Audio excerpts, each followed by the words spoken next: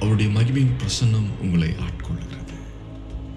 இப்பொழுதே உங்கள் இருதயத்தை விட்டு உங்களுடைய கவலைகள் நீங்கிக் கொண்டிருக்கிறது.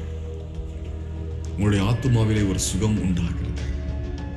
உங்கள் சரீரத்திலே இப்பொழுது காணப்படுகிற வேதனைகள் நீங்குகிறது.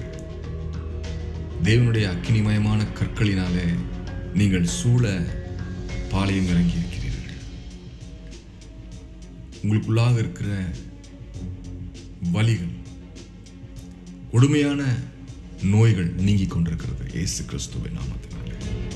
ஹல்லேலூயா. நன்றி செலுத்துகிறோம் தகப்பனே. நன்றி ராஜா, நன்றி இயேசுவே.